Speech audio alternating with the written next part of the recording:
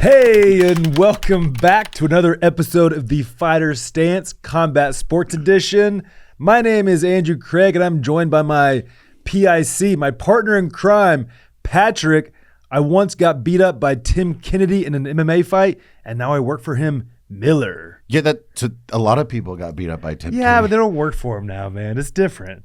Yeah, that was a long time ago, though. Yeah, that's fair, dude. And he's also the nicest guy. Yeah, but I mean, listen, yeah, you got beat up by him a long time ago. We also got beat up by him fairly recently. Yeah, I mean, I was cutting weight. That doesn't count. It was for the content. It was for the good of the Origin content. Yeah. Wait, was it Origin or was it Guns.com?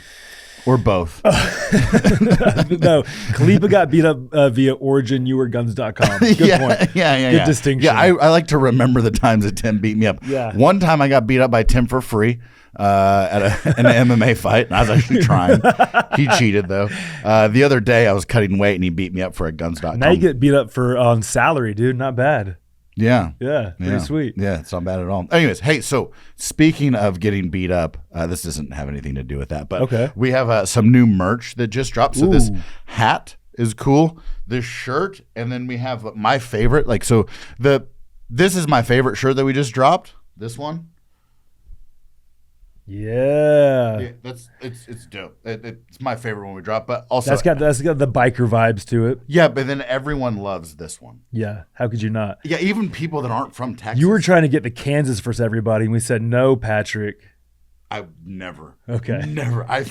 Listen, if you live in Kansas, I'm sorry, but I hate that place. And then this is the last one.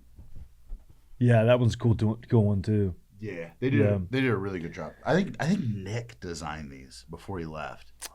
Freaking Nick. Yeah. Now I'm trying to design shirts. I'm trying to figure out how to do it in Adobe Illustrator. It's such a rough go. Yeah. I don't think that's your forte. No, I have some great ideas, but yeah, it's just the actually putting them together is the hardest thing ever. Yeah, man. Sheepdog coming out with this sweet new merch. Sheepdog, obviously the sponsor of this podcast. I actually did some Sheepdog this weekend, man. I did the Vehicle Defender course, which was totally epic. Running and gunning out of a vehicle, shooting into a vehicle, shooting out of a vehicle. Did you know? I mean, you already know all this kind of stuff. When you shoot out, you aim low, it goes high. Yeah. When you shoot in, you aim high, it goes low. It's because of the curvature of the window. Right. Also, something that people don't understand too is they think that they breaking a window, like if you want the side. The door windows is easy to do. It's not easy to do. And people that have this delusion of grace, I'll hit the window, it'll break it. You're going to get cut up so bad. Also, I found out, don't hide out in the car. No. Bullets just go straight through it. Yes. Yeah. Yeah, even 9mm. And there's really only a couple safe places to be. I mean, it was an awesome course though, because I carry all the time, carry in the car, but I've never really thought about, well, what I do if I have to, How about just getting out of the vehicle with a seatbelt on safely? Yeah. Manipulating your gun so that you don't. That was serious. Yeah. Well, I was probably the slowest guy in the course, and I could use some more work. But so here's the thing though. About you, Andrew, is okay. You have this surfer vibe, but you're Texan through and through. Yeah. It's kind of awkward. I don't know where it came from. Well, aside from that, man, awesome course. We got some great ones coming up. We have the Women's Only Protector 1 here in Austin, July 12th through 14th. Guys, if your girl isn't taking the Women's Only Pro 1, what are you doing? This is peace of mind for you, because your girl is going to be more equipped to handle herself hand-to-hand combat situations and or with her weapon. So me and my girl talked about this weekend, and I was talking about the Women's Only course, and she was like, yeah, you hear it all the time, with the people that she's interacted with. They're like, well, I'll be there to protect my girl, but you won't always be there. Right. Right. So getting your girl on a course like this is going to set her up for success whenever you're not around, because you're not going to be around each other 100% of the time. And you will seriously regret if something happens when you have this opportunity to get her some skills that will save her now. Yeah. Epic course. Mary's done it several times. I know a lot of her friends have done it. They've all enjoyed it. I know they're going to do it again, because one is not all you need. You can keep doing these things, keep feeling better and better, more comfortable when stuff goes wrong. Other courses we got coming up, we got a Trauma Response and Protector 1s in Dallas coming up. That's I think they do those ones at Atos Weatherford Flood School. Nice. And I think he's one of the instructors, like one of the main instructors that does it up there. And he's an amazing instructor, wild guy. Be careful for like hip tosses and stuff, but it's good. Shout out Justin Flood. Yeah. And then some other courses coming up in Colorado Springs, Trauma Response, August 1 through 2, and Protector 1, August 2 through 4. So you're in Colorado, check it out. Pat, what are we doing today? So we are going to go through and break down UFC 303, or not break down, but recap UFC 303 and see how our picks went, which we'll talk about it later. But Andrew, like, he beat me. But Barely. we'll talk about it later. But we're going to put an asterisk next to that because my guy actually didn't fight. Right. It's an asterisk. But you know what? I'm happy that we both had, if people had bet money on all of our picks, people made money. Yes, unless you did a parlay, then you lost. Also, don't take our advice for betting. Well, I think our picks beg to differ, dude. Both of us went 7-5, 7-4. Let's kick this thing off, man. Okay. Vinicius Oliveira, Ricky Simone. So, what'd you think about that? So Vinicius, I've seen Ricky Simone fight a lot. Vinicius came in with a ton of hype. Guy's got a ton of finishes. I thought he looked super sloppy.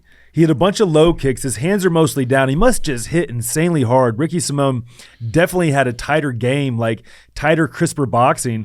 Vinicius Oliveira, I don't know what sets him apart, but the guy's just kind of a dog. Well, so the thing though that with him is I don't like it if like whenever someone comes out and they just start throwing a whole bunch of leg kicks and they're not like trying to hide them behind their punches.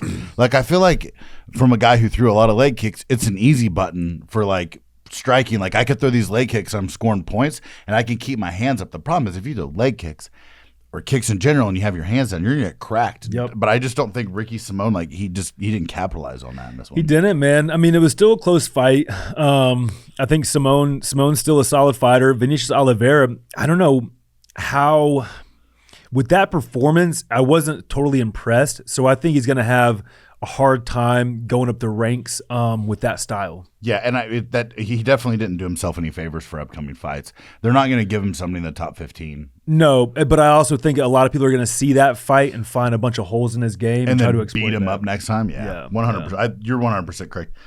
This Ray, we didn't like. So for that one, I picked Ricky Simone. You picked Oliveira. So you're 0-1 right now. 1-0. We didn't. Yeah, 0-1 for me. We didn't pick. We didn't do the next one because we didn't know much about them, but that Japanese guy stayed undefeated. Yeah, he's pretty good. Yeah, so he was trying to break shit in there. I was like, oh my goodness, good for him. Yeah. The next one, Martin. How did they pronounce his name? It was Boudet. Boudet. Okay, yeah. cool. Versus Arlovsky. Man, they said that like they're like you could just hear the disappointment. Anik was not pleased. No. Anik was comparing it to the most boring fights in UFC history, citing one as Derek Lewis versus Francis Ngannou, which was famously boring. They mentioned another one. But yeah, this fight is like, Arlovsky is just such a vet. He knows how to survive. He knows how to stifle your punches and jam you up, fight on the inside. There's like two big heavyweights fight on the inside, but none of them had that Mark Hunt inside boxing power to put somebody out. And I thought maybe the Boudet guy would like try to like take him down a little bit or do something, but Arlovsky, like again, he has so much experience that it's hard to do anything to him. But it was like a rough go just to watch. Dude, just sitting in over-unders and doing little shots to the body that don't affect anything. Halfway through this, I was like, I fired the grill up and I was like, I'm gonna go cook dinner. Yeah. I made a cocktail. I did that too. Fire the grill up is code word for cook meat and get drunk. So, okay, we both picked Boudet. Yeah, so I mean, unfortunately, neither one of us believed in Arlovsky on that one. It kind of could have gone either way. Like he needs again, this is one of those things. We'll talk about this for the next fight too, but he needs to retire. He's 45. I know. Unbelievable. I think he was the oldest guy on the card, except for that Silva dude. I mean, that kind of staying power. 34-24 is so many fights. He's fought all the legends of the sport, held the titles. They should let him do one more fight just so he has over 7 hours in the cage. I got to see what his who was his fight time comparing. It was like Frankie Edgar or something like that. I think he beat Frankie. Yeah. But Frankie had all those title fights. Like, what was it? Who was the guy he fought back then? Frankie Edgar fought. He was another dude that was on the Ultimate Fighter, really good wrestler. Had blonde hair. Yeah. He had 3 fights with him. Yeah, he had the dice tattoos on his shoulder. Right. Yeah. Oh, God. I just watched his fight the other day, man. It's gonna kill me. Yeah, We'll think of it tough. for the next podcast. Yeah, Dang it. or if you remember who that is, leave it in the comments. Yeah, do that. Yeah. All right. Next one. So wait, hold on. You're 1-1. Okay. And I'm no. You're 2-0, and I'm 1-1. Correct. All right. Yeah. Cool. This next one, listen. It was so sad. It was tough, man. Okay, so here's what I have to say about it. Michelle, yeah, maybe the game has passed her by a little bit. Jillian Robertson, just pretty damn good. Yeah, I mean, she just looked crisp. Her takedowns were awesome, and for her to dominate Michelle like that, here's what it reminds me of. It reminds me of going with like some of these younger jiu-jitsu guys that are like all in. Yeah, and I'm like, oh whoa, I don't have much for you right now. Yeah, so the problem though is even when they were standing, I felt like the Jillian Roberts girl was so much bigger. Yeah, like she was longer. Like, and I think that really affected because Michelle's style, like her striking style, is so good, but it didn't seem like it really mattered in this one because I think the reach played a goal, and then the take, like, because you see it all the time in fights. Whenever someone has that risk of taking you down, just beating you up, you get a little bit gun shy. And in this fight, I felt like there was that, and it like broke my heart. And then they played that video package at the end. And again, Michelle Waterson was here like 2 months ago. Yeah. And like the nicest, her and her husband, like Dana White talked about them in the press conference afterwards. And her and her, she's right. Her and her husband are the nicest people. He's like a military veteran. And to see her beat up like that, I was like, oh man, like I'm glad that was her. I would love to have seen her go out on top. It was tough to watch. However, Jillian Robertson, good for her, man. The announcers talking about, I think her starting a American top team just in a cardio kickboxing class when she was 17. Yeah, and now she's dominating this UFC fight. Like her hands look good, her takedown looked good, her ground game looked phenomenal. And props to the UFC. They had the tribute video queued up for Michelle. Yeah, I guess they were probably going to play. Maybe she was going to retire regardless, but it was a pretty touching moment, man. Yeah, I always, these vets have been, because again, she was one of the first, right? Like, dude, she was probably around 20 years. They were talking about, she was first in Invicta. Back when females weren't really fighting, she was doing it. Yeah, and she came on the Fighter Stance podcast and we talked to her about it. She's like, again, she's like one of those, like, maybe a little bit after like Gina Carano, but like still in the damn thing. And like, you look at like all the matches she's had, like that she fought, like for her era, she fought the who's who. And again, I think this is one of those things where like it's definitely time for her to hang it up, but like she's such an entertaining fighter. Hey man, she'll be fine. She can be entertaining in other stuff. Yeah, you talk to her. She should be a commentator. She's captivating, dude. She'll be a great analyst, commentator, something like that. I mean, like, can you imagine like a female squad of her and Laura Sanko commentating? They would crush it. They should. So the next time, like Megan O'Leary, like all these chicks are getting so good. They're so familiar with the fight game. They should do like a card where, like, whenever they have like another female like headline like main event, they should have in Michelle, 2 weeks. You got Rose Namajunas. Yeah, they should have like Michelle Watterson and like the other like. They're going to bring her into the fold. Yeah. She definitely needs to. And again, her and Laura Sanko are so smart and they're so well spoken. Like it would be great. And they both competed. Yeah, and it would be great to have them analyze fights. Yeah. Okay, so we both lost that one. That was kind of like picking with your heart, though. That wasn't solid betting on our part. 100%. We'll do better. Yeah. We'll do better. Yeah, it's just hard when you know someone. I'm not like, I'm always like, if you were gonna fight and you were fighting like Stylebender, publicly Andrew Craig's winning, but in my heart I'm going, just don't hurt Andrew. Okay, dude, let's get on this next one. Yeah. Peyton Talbot, Giannis Gamori. So I picked Gamori just because when I see somebody with the O next to him, I'm like, they gotta eventually drop this thing, and Giannis seems like the guy to do it. I was sorely mistaken. This guy Talbot is, I mean, he's got some stuff. He's got a vibe to him. He's got this like he might be a serial killer. A bit of an O'Malley effect, I think. Yeah, but not as cool, so it's a little bit weird. Okay. But he has cool tattoos though. But like he when he hit that guy and dropped him, and like he his head hit the mat like that, I was like, oh, he just killed someone. Yeah. No, I think he's got definite star power. He does something that really good guys do. They do something that's spectacular, like timing a perfect right hand and dropping somebody, KOing them, but making it look pretty effortless, pretty leisure. So also one of the things too about the like if you're a MMA fighter, like do shrugs. Like get like like the guy, the Giannis guy, like he had no muscle in his neck. He hit that guy, his head was like whiplash, and then he hit the I was like, do shrugs, like strengthen your neck, like it will help you not get knocked out. I mean, and also trap muscles look cool. Yeah. Like, I mean, I started wearing my traps primarily just from watching old Vitor fights. I was like, this guy looks awesome. Brock Lesnar. Well, I was this way before that. Yeah, but I'm just saying, like, that guy doesn't have a neck. Yeah, next time, though, I'm going to start doing steroids also because the shrugs aren't doing it for me. Agreed. Yeah. Anyways, Okay. So you got that top fight. I lost that one.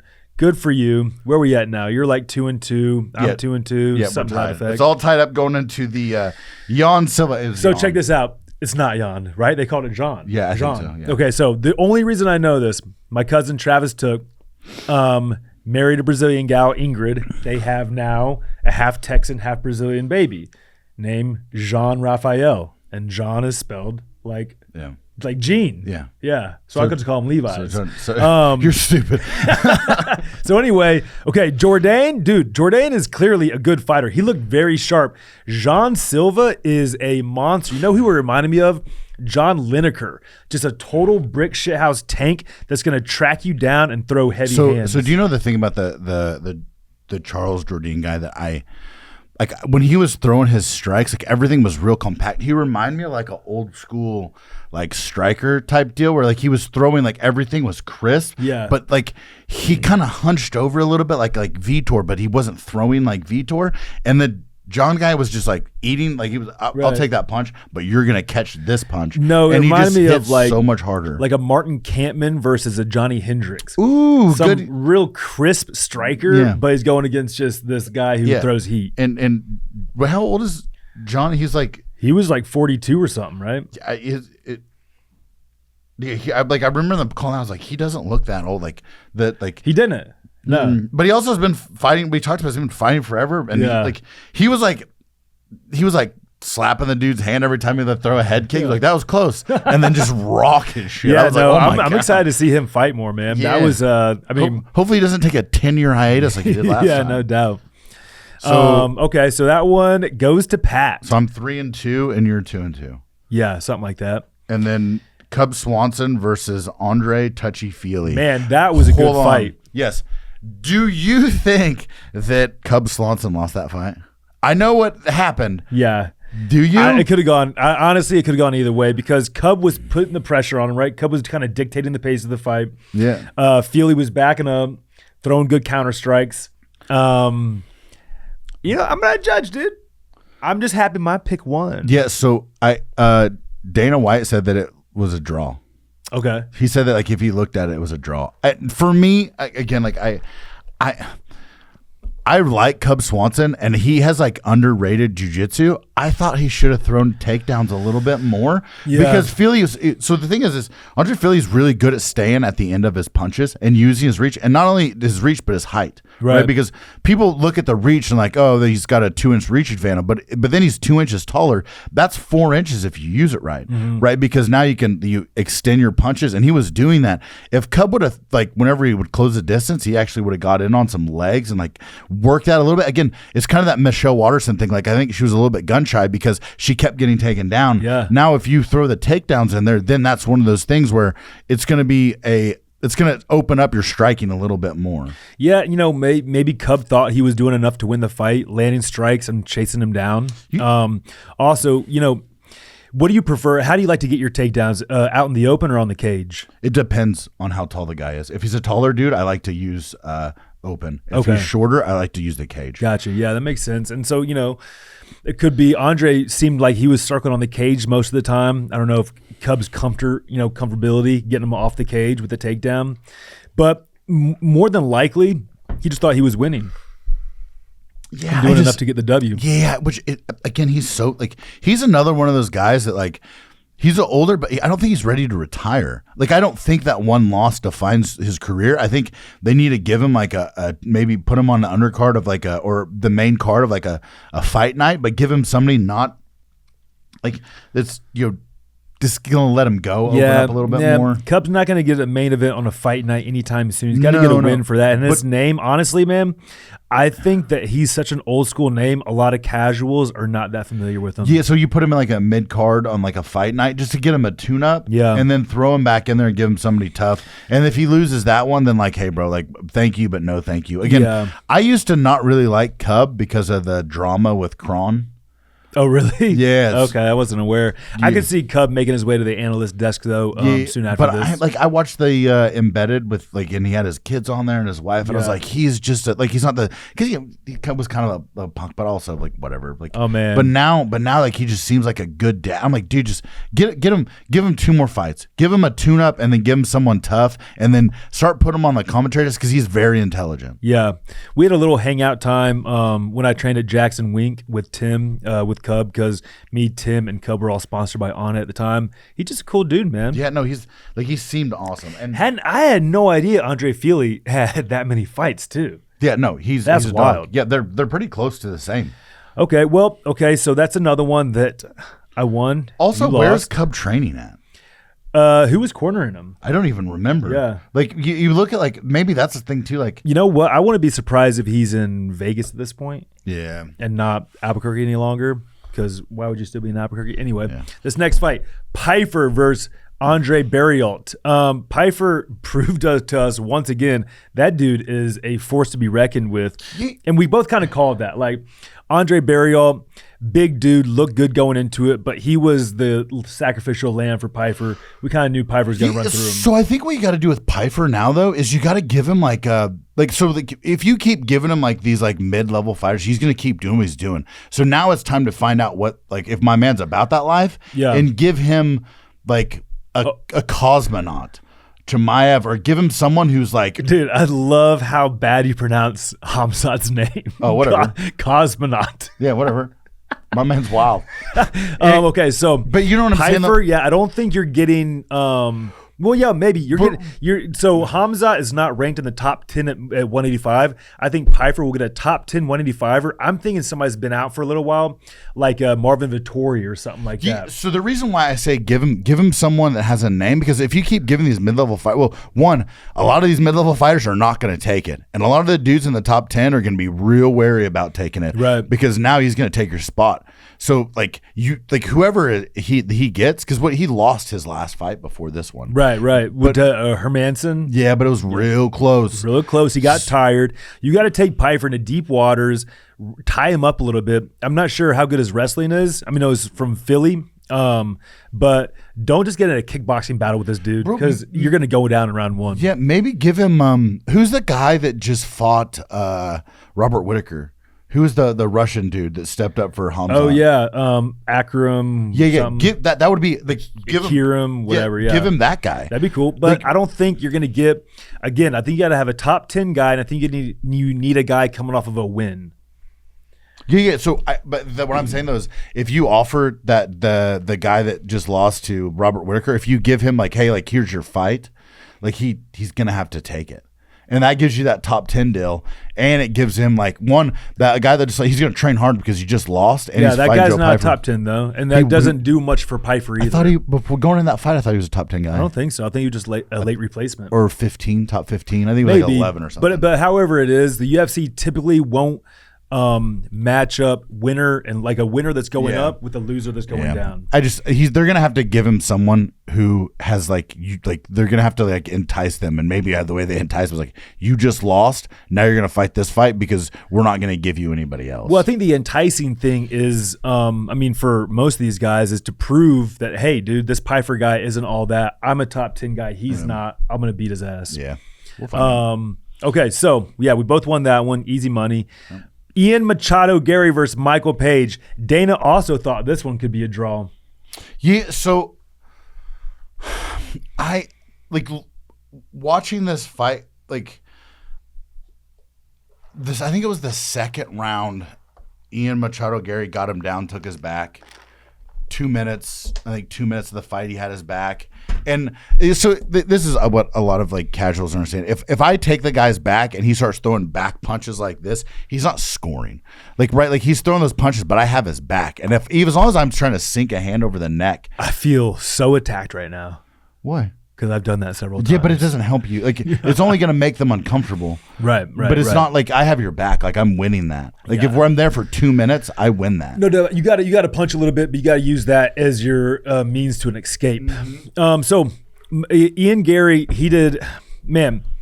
So Michael Page had a few of those big shots where he sprinted in and punched him so hard, and I was hoping he was going to stagger him. Never really happened.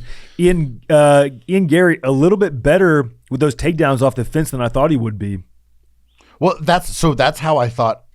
Whenever Kevin Holland fought him, yeah, I thought that's what Kevin Holland should have done is like, because again, it's going to be hard to take MVP down off of the cage because of. Or not off the cage, like in the center of the, because he's so elusive. Oh yeah, he moves it's so not well. happening in the middle. He does great at pushing the head and kicking that leg out, right? Like because he gets you like you shoot like a double, he's gonna sprawl, and then you're gonna go single leg, and he does a great job of posting on the head, kicking the leg out, or he's and doing a jump knee. Yeah, and turning. So and that too when he crushed Cyborg's skull. But so I think the way that you have to take him down is you got to put him against the cage. Yeah. Now that's a challenge in itself. But I mean, even like putting somebody against the cage, guys are so adept at just staying on the cage and shucking you. Like that was my favorite. Like my takedown defense against the cage was usually much better than out in the open. Yeah, but Gary, I think just he pummeled really nicely, got around got a little like a little shuck, got to the back, and that was it. Man.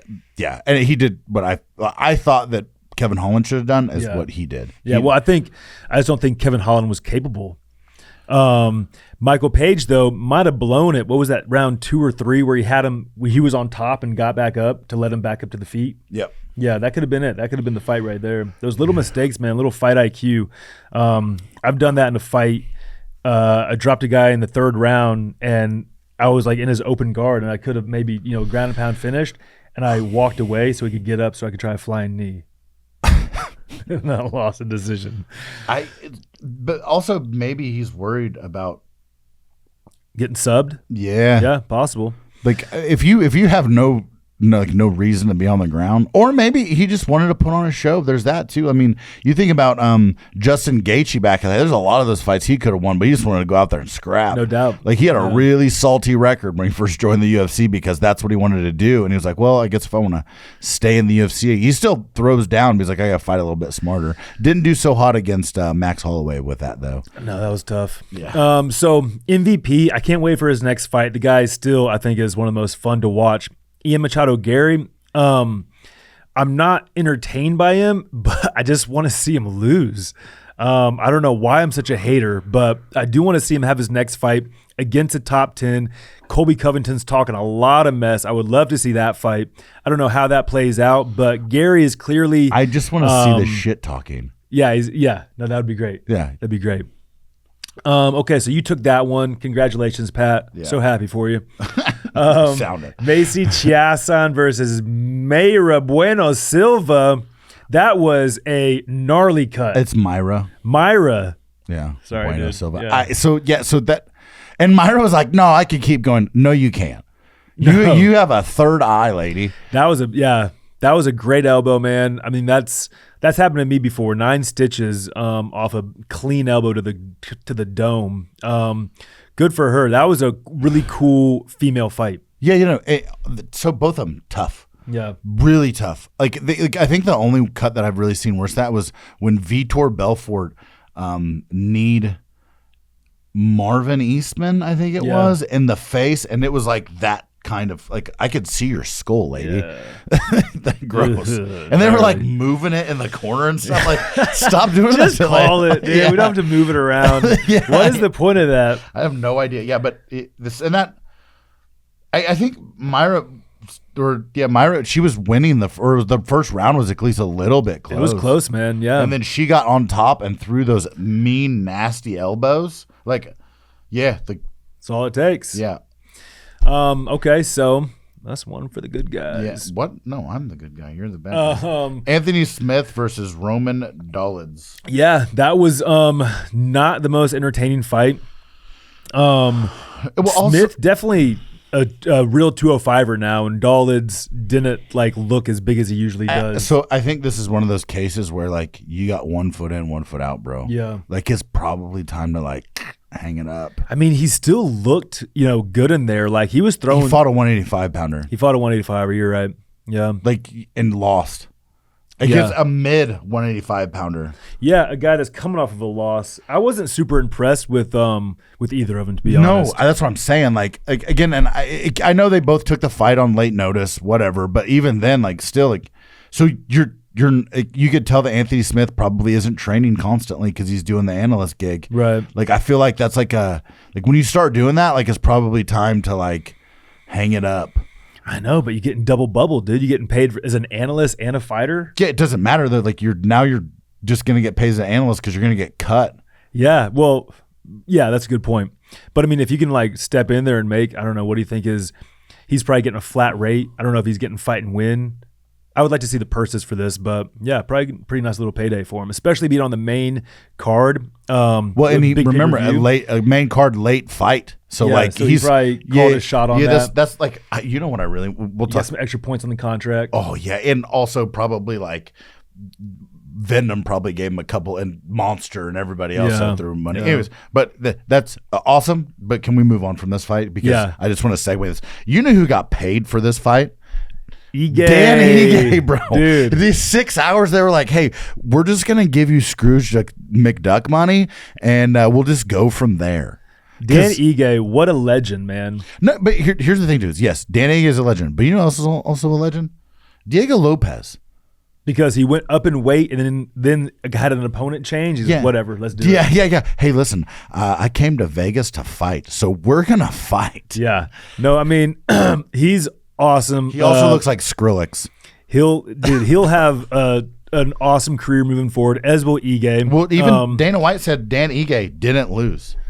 Like, he lost, but he's like, we do not count that as a loss. Right, no doubt. And it's also out of his weight class. Yeah, he's going to fight, and they're like, no, we're going to let him fight in 3 weeks. Dude, so Ige, I met him way back in the day when I was working on it, and we were sponsoring Cody Garbrandt. So all the Team Alpha Male guys would come in town. Cody, Chris Holdsworth, and Danny Castillo. Is he Alpha Male guy? No, but he was training with them at the time because I think he was probably working with Cody, trying to be like mimic TJ or something like that. I'm not quite sure, but in any case, he was awesome then, man. And then so like last year, one of my students, Little Austin, 15-year-old, went to Vegas with his mom to kind of explore, do some UFC stuff. So I hit up Eric Nixick at Extreme Couture, and Austin went by there, met him and Ige. Ige took Little Austin to the UFC PI, took him to lunch, did all this stuff. Yeah, he's just a great guy, man. Yeah, and also a savage. Total savage. That fight was close, bro. Yeah. Like this is what like he took it on short notice, and Diego Lopez didn't have an easy fight. No, that shows like all the young fighters, man, stay in the gym, stay training, be ready for any opportunity because it could be huge. If you stay ready, you don't have to get ready. Oh, dude, I've heard that one a million times. Very right? Nice. Yeah. So me, like when I was coming up, because like back then, like for when I was fighting amateur, you didn't have to there was no boxing commission, so you didn't get suspended from like after a fight.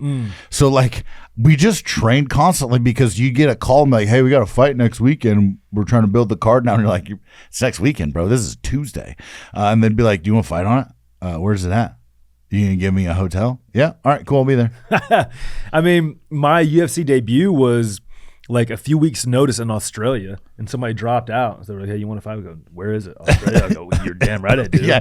Can you guys keep me there for a week after, though? It was sweet, man. So, I'm trying to fight someone in the cage and then a kangaroo. I'll be interested to see what they get next for Lopez. So, I mean, it's another win out of his weight class against a guy. I don't know, man. It'll be interesting to see how he moves forward from this. I want to see so let's say Danny Ige wins his next fight. I want to see what they do with him afterwards, right? Like so you fought a guy he's really tough.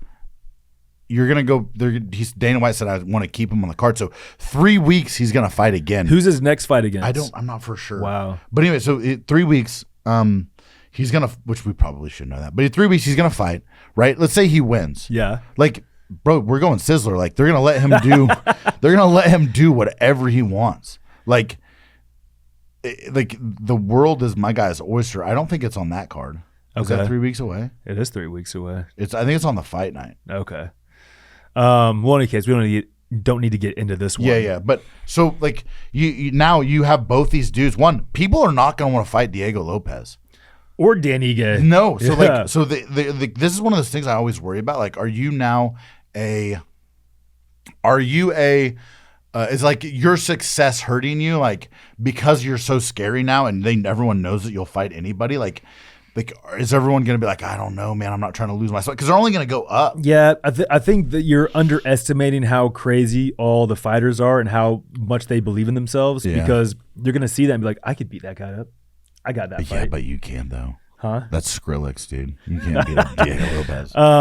Okay, so I won that. Well, no, I can't say I won that one because it wasn't against the original opponent of Ortega. Listen, though. So it's a scratch. I called you. Mm-hmm. Excuse me, because I was going to tell you that I'll take Dan Ige and you take Diego Lopez. Right. But you didn't answer your phone, so that's a... There was no way to put that into the last week's podcast. Yeah, I know, but we could have just talked about it right now. Like okay, that's fair. You didn't answer your phone, so I'm going to go ahead and count that as a draw. Okay, that's cool. Yeah. Hey, man, before we talk about the last fight, tell me about defense. So defense soap. Did you know it has an amazing defense? Who's that? Alex Pereira. Yeah, you know who else has amazing defense? Defense soap and defense wipes. We're actually doing this. We shot this podcast in the morning because we were supposed to do it yesterday, but the water was out here. You know a great thing about the water being out here? We get still trained. You know why? Because I have defense wipes. So I don't have to take a shower right away. I could wait till I get home. I can use the defense wipes and get all clean right after jiu-jitsu and then do whatever I got to do here at Sheepdog and then go home, take a shower. Dude, you know, for the longest time I was using those like shitty little loofahs you get at Walmart and all the Axe body wash and stuff like that. And it's probably just filling my body of terrible, viscous chemicals and stuff like that. Yeah. I just like straight up bars of soap now, and defense has the best, man. Yeah, they do. And also, so when you look at it, there's original peppermint and oatmeal. You know the one that I like? Peppermint. Yeah, I guess you would. It's very refreshing. I can see that about you, dude. It's very refreshing. Yeah. No, I'm an OG guy, but so you just original tea tree eucalyptus essential oils. Speaking of this, I might unwrap this and take the soap out and just leave the box here, so I have some more soap at home. Okay. Anyway, on to the main event. Okay, so I just want to talk about we're going to Tarantino this thing. Okay. What does that mean? We're going to go from the end and then go to the beginning. Oh, cool. So when Alex Pereira threw that was kind of more like Memento, which is Christopher Nolan, though. I hate you so much right now. Okay. No, anyways, I don't. That's not true. Anyways, so here's one for you. So Alex Pereira threw that head kick and like broke his toe. He was like rubbing it afterwards. Now here's the problem with all that. So he threw that head kick, broke his toe. What if he didn't knock him out? I think he'd be fine. Think he just tough it out because he was throwing those. He throws those leg kicks with that leg. I think the last fight he went into it with a broken foot. Oh, he's just a Brazilian. He's a monster, dude. That's not going to stop him. You know his walkout is like. So I used to think that like Anderson or not Anderson, but Anderson with DMX. No, Vanderlei Silva had the most terrifying like stare down. Yeah. I think that Alex, dude, you're right. He wins it from the best. So a stare down, I feel like with most people is when you get in the cage and you stand across from each other. With him, it starts from when he walks out. Then he does that little like jaunt like he shoots someone with he shoots him with a fake arrow before he even gets in the cage. Yeah, no, they're fucked. Yeah. And speaking of arrows, go to our provider courses. They're amazing. Yeah, very nice. Yeah, there's gonna be there's gonna be like a bow one coming up, I think. There will be a bow provider course. Yeah. Man, then he gets in the cage and then he stares at them the whole time. I could never do that, dude. I'm like more of like I'm not comparing myself to Fedor, but I like to look at the ground and like shuffle around. Then when it's time to fight, I can look at you. Do you know why Fedor did that? Why? It was a sign of respect, apparently. Oh, okay. I wasn't doing to respect people. Yeah, no, you're just nervous. Yeah. Yeah. Dude, sick fight. So, do you heard that his coach had showed him Yuri's warm-up on social media before the fight, and Alex was like, "Oh, he's keeping his hands down when he checks the calf kick." Yeah, I'm gonna throw a high kick. Yeah, unbelievable. Yeah, so all the knockouts in this fight were like in the pay-per-view were just so vicious. Dude. Like the Talbot knockout, just nasty, bro. Like he bounced his head off the mat. And then this one, same thing. Like he kicked him. Like there was no like, oh, he didn't win that. No, Herb could have broken it up as soon as that kick landed. Silva's too. Silva's just nasty. Like, dude, Pereira though, he's my favorite fighter to watch, man. He started out the fight. Yuri went southpaw, hit a nasty calf kick. Yuri goes ortho, hit a nasty low kick. As soon as Yuri starts throwing, his defense is so long. And as soon as straight punches come in, he slips and rips better than anybody. It is so automatic for him. Again, in the angle, he throws that hook. Ooh. Like, I mean, sometimes he's throwing the hook coming forward. This one he threw as a check hook on the way back. Yeah, but unbelievable. It's the angle, though. Because everybody stands with their hands like this, and it goes whack. Yeah. Well, technically under this one. Yeah. You know what I mean. It's the angle, though. And it's just like, dude, you ain't supposed to throw hooks like that. No, dude. I might have told this last time. Like, I used to always teach my guys, no elbow up. Yeah. Elbow up. I started watching him. I was like, you know what, do it like this. That's fine. Yeah. It's you know sick. what? We can go like this, too. It's up to you. Throw however you want, man. Yeah. We're not going to throw elbow up hooks anymore. We're going to throw the most unorthodox hooks because it's working for the best kickbox. Dude, hitting so fast for being 200. You know, he weighed in at 204. Fight days 230, and he throws that switch kick faster than anybody I've seen. Yeah. So he also fought 185 pounds. Unbelievable, and weighed the same. Yeah. The thing that you can tell though that weight cut was killing him. Because now he could do the weight cut 2 days before. It's not a huge deal. Also, can we stop with all this John Jones talk? Like, I get it, but like, give my man like 6 months. Yeah. Like, again, keep working on your wrestling defense, because this is the thing about that is a average wrestler probably is not going to be able to take him down now. Mm-hmm. But like a good wrestler, like a John Jones, is going to take him down. We got to see the Ankalaev fight now. So you saw the interview with DC and Islam Makhachev, and Islam Makhachev's talking about how Ankalaev and those guys can take him down so easily. Pereira's response was, sorry, that's just not the case. It doesn't take me as long to get good at stuff. I'm good at wrestling. I don't know though. I don't know either, but I want to see it, and I'll pay to watch it. Yeah, no, 100%. Now, here's the problem is, I don't know if the UFC is going to give him Ankalaev because you derail the hype train.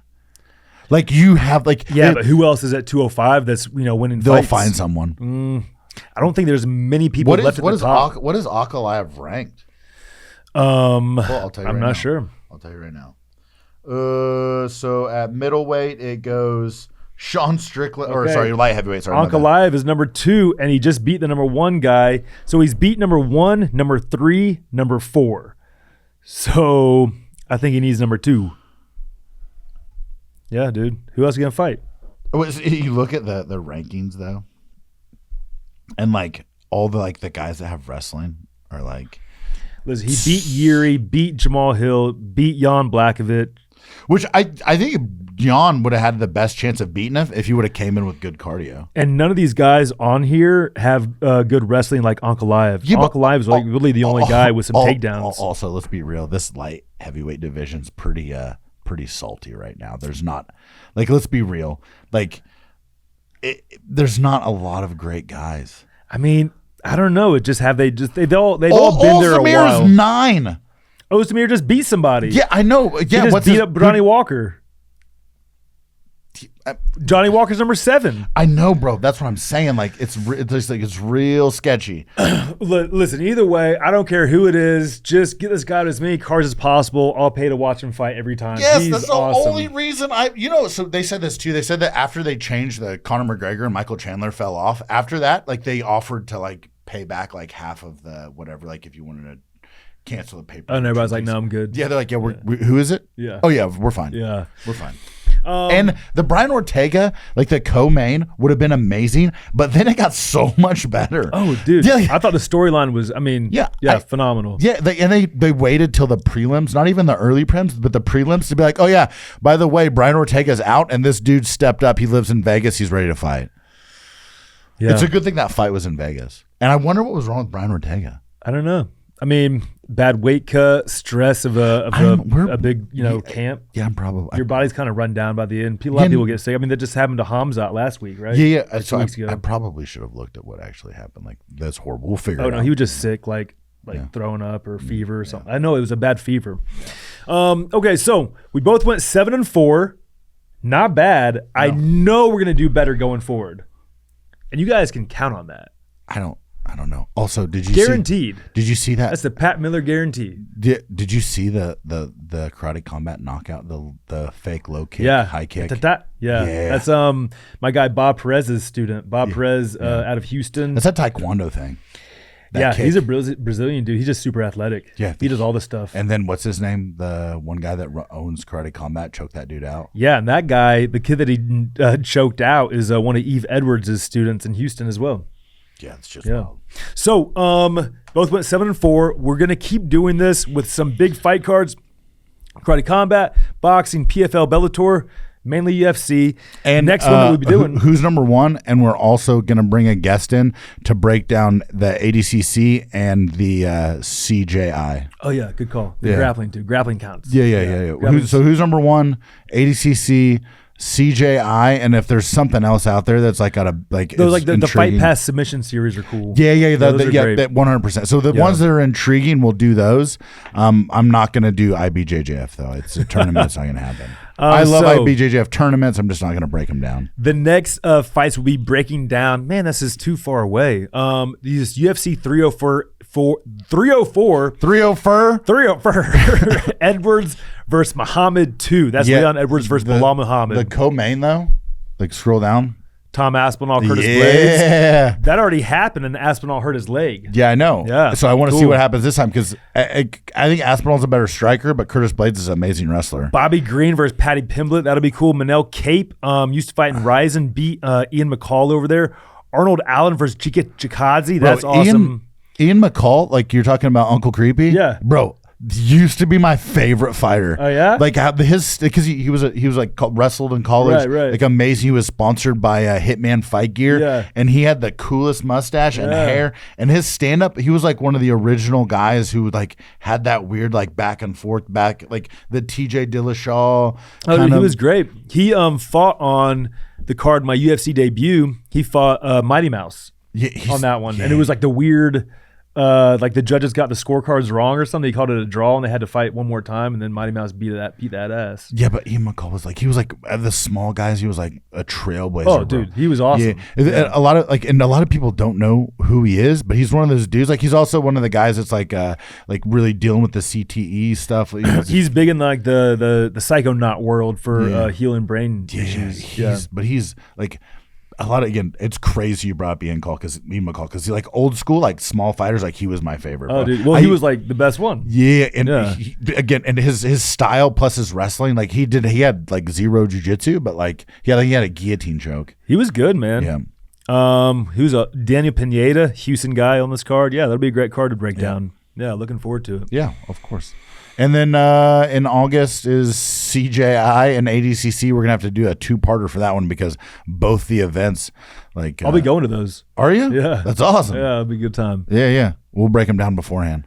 Well, cool, man. All right. That was a good one. Yeah, it was good.